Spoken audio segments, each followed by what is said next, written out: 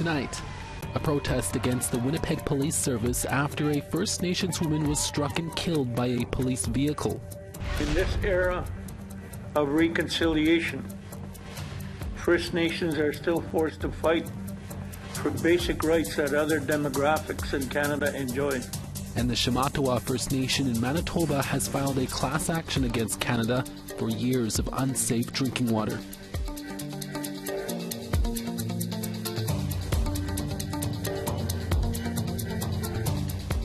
Tanse, good evening. I'm Krisa Nachkate. Welcome to APTN National News. We'll take you to the protests in Winnipeg, but first, September 4th marks the second anniversary of the tragic mass killings on James Smith Cree Nation in Saskatchewan. Earlier this year, an inquest into the stabbings on James Smith issued a total of 29 recommendations to the RCMP, Corrections Canada, the Federal Public Safety Agency, and the James Smith Cree Nation to prevent a similar event in the future.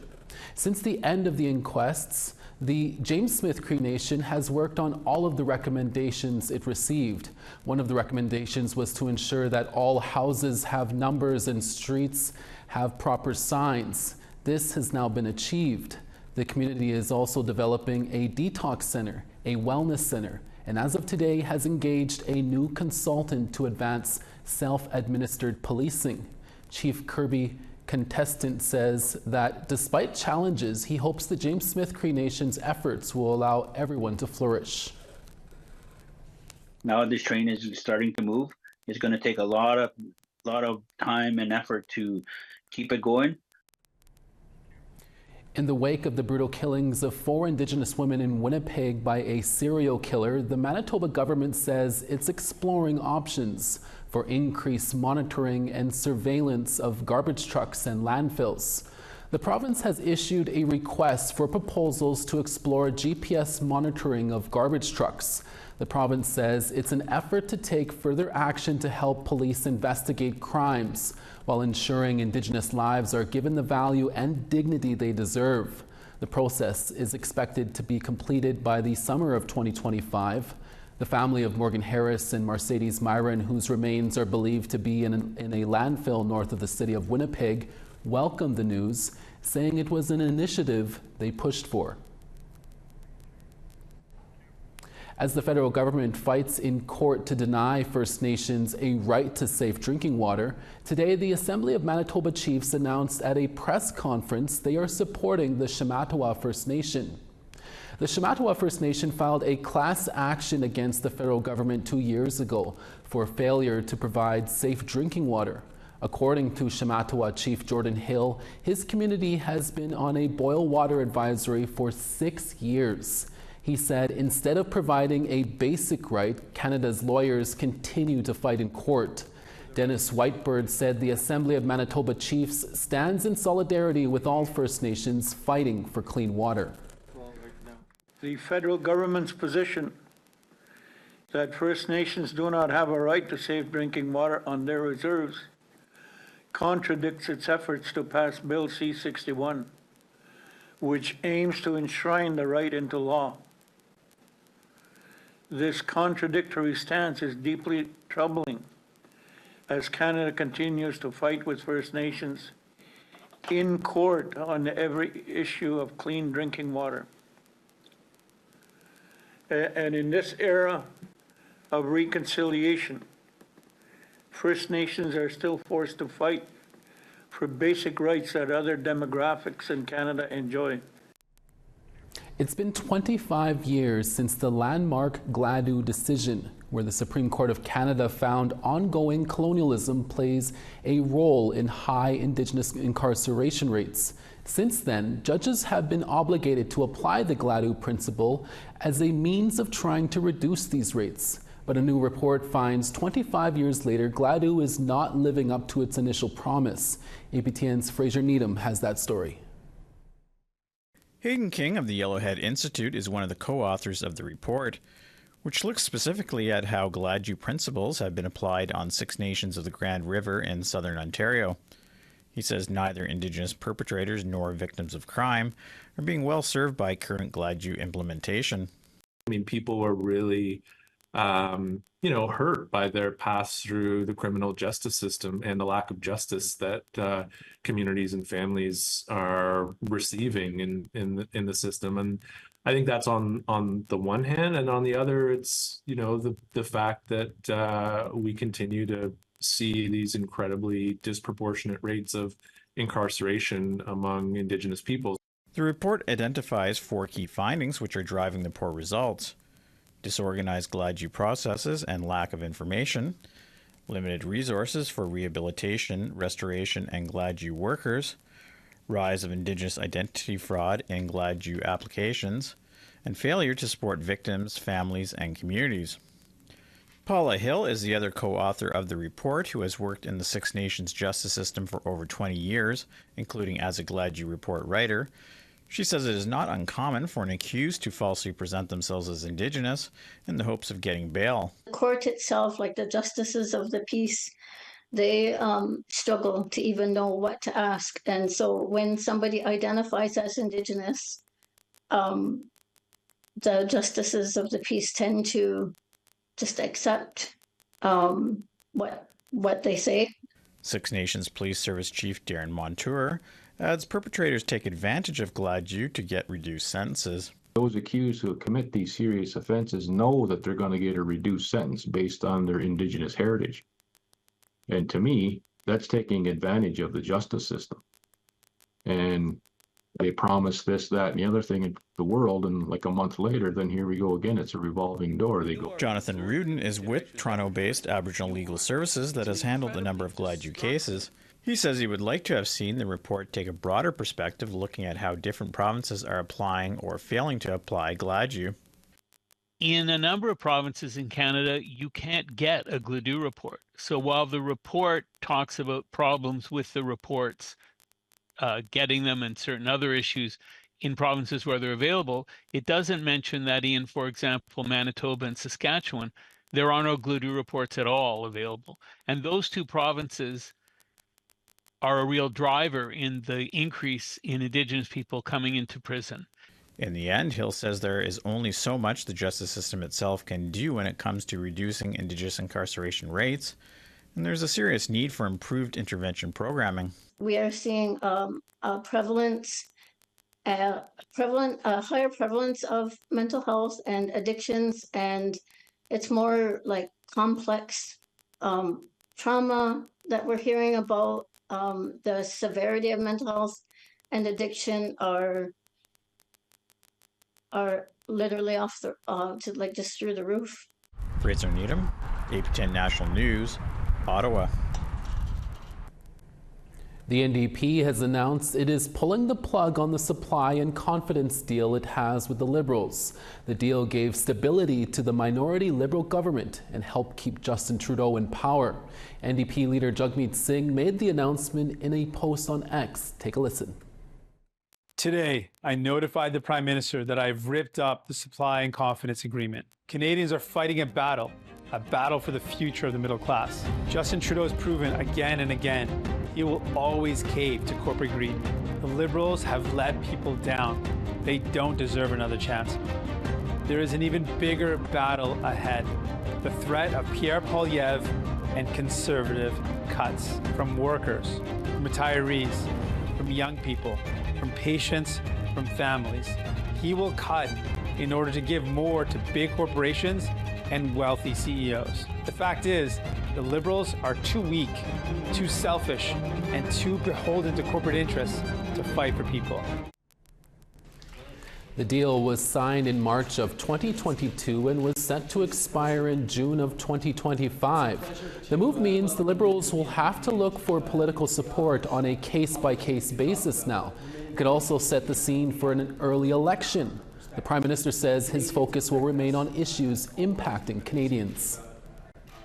An election will come in the coming year, hopefully not till next fall, because in the meantime, we're going to deliver for Canadians, and the contrast with a conservative leader that wants to cut dental care, cut the school food program, cut insulin for through pharmacare, cut the programs that Canadians are relying on to help them through this difficult time, well, that'll be a political decision that Canadians get to take in an election. But in the meantime, I'm not letting down Canadians, and I'm going to stay focused on them. We have to take a short break, but when we return, dozens of community members in Winnipeg gathered at the iconic Portage and Main intersection today. We'll bring you that story when we return.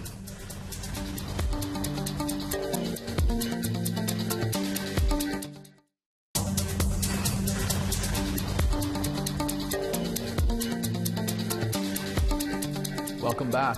A peaceful protest calling for accountability after a woman was killed by a police cruiser on Monday was interrupted by an aggressive driver. Sav Jones has more on the event and what happened. Dozens of community members in Winnipeg gathered at the iconic Portage and Main intersection today, calling for police accountability. That's because Winnipeg police officers hit and killed a First Nation woman Monday night while driving a cruiser in a local splash pad park near downtown. Tammy Bateman was in her 30s and living in an encampment at the riverbank in Fort Rouge Park. WPS say they were dropping off a different individual to the encampment when they say they collided with Bateman. Police provided her emergency medical care, and she was transported to hospital in critical condition where she succumbed to her injuries. The police shouldn't have did what they did, because what are they doing traveling through a splash pad that fast? The police need to be held accountable for what they do. Bateman's death is being investigated by the Independent Investigation Unit of Manitoba, or IIU, but some demonstrators feel that won't necessarily lead to accountability. They marched from Portage and Main to the WPS headquarters looking for answers. You know, we're here because we want answers from the police. The police continue to fail our women. They're here to protect and to serve. What the hell are they doing driving that erratic in a park? Something needs to be done, and it can't be our police investigating the police. Assembly of Manitoba Chiefs released a statement calling for transparency during the investigation. A quote from Grand Chief Kathy Merrick reads, "Too often the IIU has failed to hold police accountable for their role in the deaths of our people. Aisha Hudson, William Amo, Janine Walker, and John Etawakapow are just a few names on a long list of victims for who the IIU has cleared police of contributing to their deaths. What took place Monday night is not merely a set of tragic circumstances, and it is hard to see this most recent situation as anything other than police involvement leading to the loss of life." At a press conference Tuesday, WPS Acting Chief Art Stannard commented on how this will affect the public's trust in WPS. It's a step back. We work very hard and we pride ourselves in building trust and building relationships with everybody in Winnipeg, all communities, all people in Winnipeg. It's a step back. It's a step back because we can't answer their questions right now, and they're seeking answers right now, and we just can't answer that. Emotions were high throughout the event. The start of the protest was peaceful, filled with drums, singing, and dancing, but things took a sour turn with an impatient driver. While police had blocked off some streets near Portage and Main, some traffic was still let through. Volunteers used their bikes and bodies to protect the demonstrators, and one driver appeared to take advantage of the situation. One volunteer caught it on camera before being hit.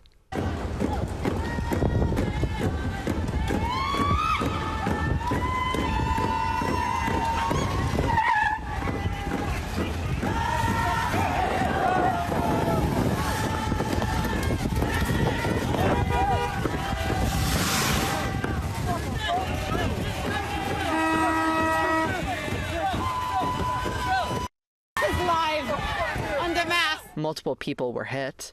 We spoke to the volunteer who caught the footage soon after. That's why there were a few folks in the community who was like, we're going to, help make sure we are rerouting traffic because the police weren't here to do their job. And like the reason why we're here is because the police killed somebody, you know? MMIW G2S advocate and march organizer Barb Guimond says she doesn't want that violence to take away from the demonstration's message. This is supposed to be a peaceful protest. We're supposed to be here for the family. That shouldn't have happened at all, and I'm sorry about that. And I'm sorry to the young girl that got hit by the guy. Sav Jones, APTN National News, Winnipeg. Winnipeg police say they are investigating that incident during the rally, according to a police press release. As a form of de-escalation and at the request of organizers, police were strategically placed out of view and vehicle access to the intersection was limited. Police say a motorist entered the intersection where he had a, quote, altercation with several of the protesters, including a cyclist. Police spoke with the cyclist who declined medical attention and further police involvement. They say all other protesters involved in this matter left prior to police arrival. The driver of the involved vehicle remained at the scene. So far, no charges have been laid. Last month, we brought you a story about an Indigenous consortium's plan to purchase the North's biggest telecommunications provider from Bell Media. But as Sarah Connors tells us, a public interests group request to learn more information about the sale has been denied. There's not much information about an Indigenous consortium's plan to buy Northern Telecom's provider Northwest Tel from Bell Media, and that's not about to change. The Canadian Radio, Television and Telecommunications Commission, or CRTC, sided with Bell and Northwest Tel that details of the planned transaction should remain confidential. I don't think that the public will get much information. That's the real loser here. In June, 60 North Unity, a group of Indigenous development corporations led by Yukon First Nations Telco, Dinaday Investments in the Northwest Territories, and Kitikmeot Corporation in Nunavut, announced they would be buying Northwest Tel from Bell for up to $1 billion. News of the sale caught the attention of the Public Interest Advocacy Center, or PIAC. They say telecommunications is critical for the North. Population up there is growing fast, actually, and all sorts of new developments, and people need, for, like I said, for emergencies and stuff, it's sometimes more critical there. So I would hope that it's a public trust thing. The proposed transaction also caught the attention of the CRTC, which asked for financial details of the sale. Bell filed an abridged version of its answer for the public record, something it has the right to do under the Telecommunications Act to keep sensitive information confidential. But the PIAC said that wasn't fair to Northerners and asked the CRTC to make an exemption to make details of the sale public. And it could be the best thing in the world for everybody. I don't know. Or it could be a mix. It's just doing it in the dark for such a big, major, important essential service is, I think, the wrong way to go about this.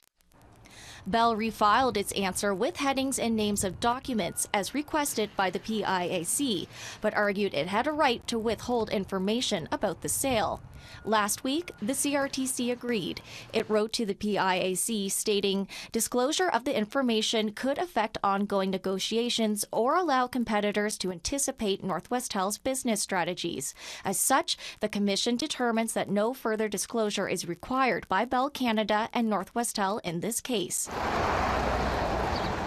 Lawford says it's now up to the Competition Bureau to approve the deal. Because I'm not sure the Competition Bureau will do as much as the CRTC.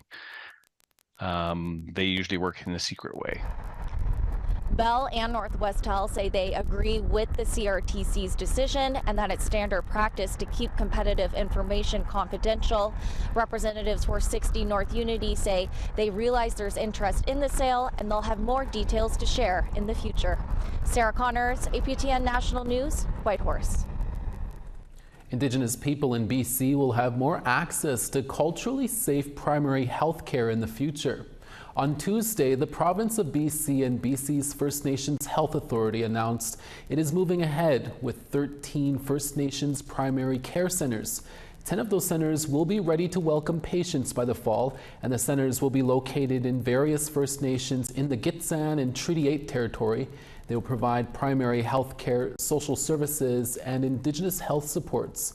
BC's health minister says the centres will help eradicate Indigenous-specific racism in the healthcare system. A First Nation in southwestern British Columbia has removed a chief for alleged misconduct. Former Chehalis First Nation chief Ralph Leon Jr. is accused of unauthorized or unverified spending, pay advances, excessive technology purchasing, and failure to attend critical meetings. On August 27th, following an investigation, Chehalis First Nation Council met with Leon Jr. and gave him a chance to respond to the allegations. Council then determined that the allegations were substantiated. On August 30th, Council unanimously passed a resolution to remove the chief in accordance to its custom election code. A short break now, but when we return, we got your photo of the day and weather is up next. Stay with us.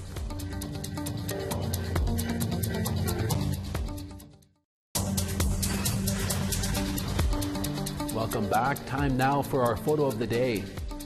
Check out this picture of the northern lights across the sky above Norway House, Manitoba over the Labor Day weekend. What an incredible sight to behold. A big thank you to Toby Wilson for sending that in. Send us your photos to share at aptn.ca for the chance to be our next photo of the day. Now let's take a look at tomorrow's weather forecast. Over to the east. Charlottetown 26, Fredericton 27, Cartwright 26, the Grand River 9, Saguenay 29, Gaspé 28, Peterborough 24, Sault Ste. Marie 24 as well, Timmins 25, Sioux Lookout 14, 15 in God's Lake, Puckatawagan 14, 18 in Winnipeg, Barons River 18 as well, 24 in Swift Current, Yorkton 20, Orange 18, Stony Rapids 17, sunny and 20 in Fort Chipewyan, Peace River 27, 29 in Medicine Hat, 26 in Red Deer, Vancouver 24, Kamloops 35, 28 in Prince George, Dease Lake 16, Watson Lake 19, Nail 19 as well, 16 in Yellowknife, Wrigley 21, Sax Harbor 10, Colville Lake 16, Chesterfield 7, Baker Lake 11, and Iqaluit 6, Clyde River 4.